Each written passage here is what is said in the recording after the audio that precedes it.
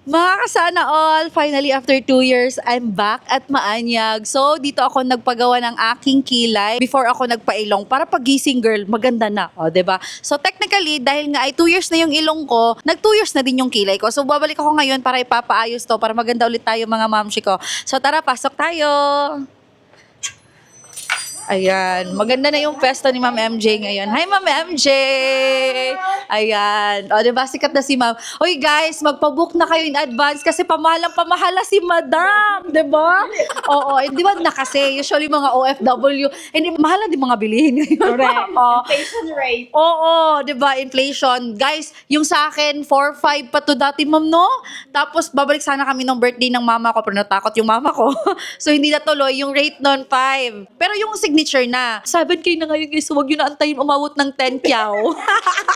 At wala kaming kalaban for today's video. So kasama ko yung family ko, si ate magpapakilay din siya. Ayun na daw niya magkikilay-kilay pa para less effort and time, energy pag magjo-duty siya. Tapos si Nani sa Tuesday na lang na fully book na kasi. Full house tayo for today's video. So ako mauna magre-retouch lang ako sa kilay ko, guys.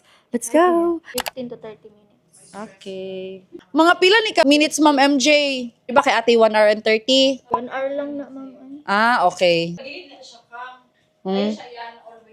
Gani, o gina. Magpilo-pilo na gani siya, ma'am. Magpilo-pilo yung buhok. Ang kalaban po niya pag side, mamula ang kilid. Buyag ka ayo. Diba? Parang Betty La Pea. Sige, baba. Hi, Jem. How are you today? Hindi na kayo mong kamkay mo. Magpakilay pod ka? Oh, hello vlog. Guys, chika minute. Ali, ma'am. While waiting, kasi kailangan ko pang ano to, ma'am? Babad. Si Ma'am MJ yung nag-help sa akin na mag-join ng group sa pailong. Kasi sabi ko may plano ako magpailong. Sabi niya, ma'am, wag ka munang dire-diretso kasi kilalanin mo muna yung doktor, depende sa peg mo. So kaya nag-join ako nung rhinoplasty na page para totally makahanap ako kung sino yung magugustuhan kong doktor na gagawa sa ilong ko. So kaya nagpakilay ako. And guys, marami nagkakilay dito sa Davao. In all fairness, si ma'am talaga yung grabe yung gistok ko na feeling ko siya na talaga yung dapat gumawa ng kilay ko. And hindi naman ako nagsisi. Tignan nyo naman, nag-last siya ng 2 years plus kasi... Ay, 2022 pa sa mag-3 na siya. Oh, magti 3 years na, 'di ba? Oh, 3 paspasa, uy. Oh, ano siya ka-uptick, guys, tas akong kilay na apa. Karon kay balik ko kay ako ang ate magpakilay na lagi siya. So, gi-grab na ako opportunity nga magsabay mi. Ay, yung may nakong tiyan kay bago ra ko nanganak unsa di ay. May na siya for 2 months. Yes, magpug ka, diba? Siyas ka? Di ba yung normal Oh, ako? kore. Lumalabo. Pero grabe. Nagbati pa ba ako gate CM, ma'am?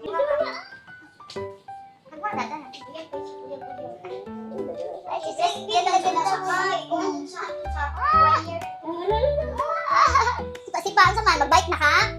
Ha? Mag-bike na ikaw? Wow, bakit ang gilas, oh?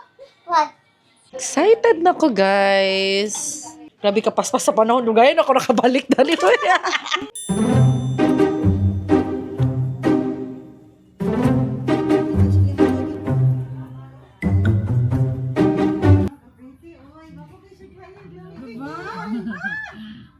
yun na siya. Karoy?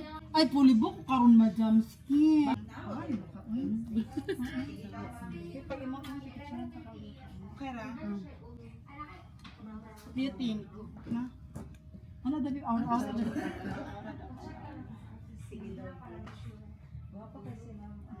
Thailander. Barbie sila ay naman. Ano siya all the life?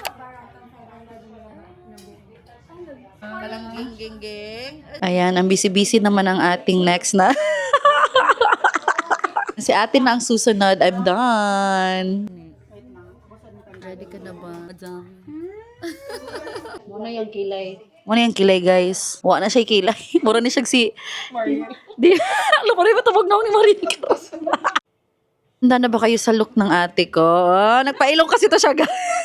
At saka nagpabubilya din. Sige daw. 3, 2, 1. Oh.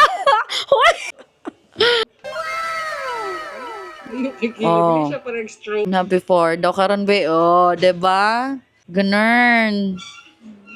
Oh, perfect para sa mga nagtatrabaho, maagang umaalis ng bahay, na walang oras magkilay, guys. So, hindi nyo na kailangang bumili ng pangkilay. Dito na kayo. Hanggang 3 years. 3 years ngayon sa akin bago ako bumalik dito.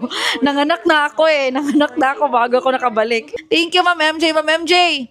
Bye. Thank you. Siyempre, hindi rin magpapatalo ang nani ko. Dapat magpaganda rin siya bago ang Pasko. Alam niyo bang pangarap ni ate to? Kaya sabi ko sa kanya, tara na magpabook na tayo. Kasi nga, sabi ko sa inyo, in demand na dito. Kaya kailangan magpabook in advance. Walang VIP, walang vlogger dito. Ang dami na nga client ni ma'am from OFW, pero talaga nagbubook sila in advance para sure check niyo sa TikTok account niya. Malalaman niya yan kasi ang intro, hi maanyag, or ganun. At lahat ng mga vloggers dito din nagpapakilay. Opak, sino ka dyan? Siyempre, outfit from Amiya din yan. Hindi pwedeng naka-uniform yan. Dapat aurahan pang mayaman. Kaya minsan napagkakamalan siyang nanay ko. Anyways, may separate vlog nga pala na prank namin siya. Pinagbuka namin Bet Tilapia pero tawa lang siya ng tawa. Yun lang, abangan!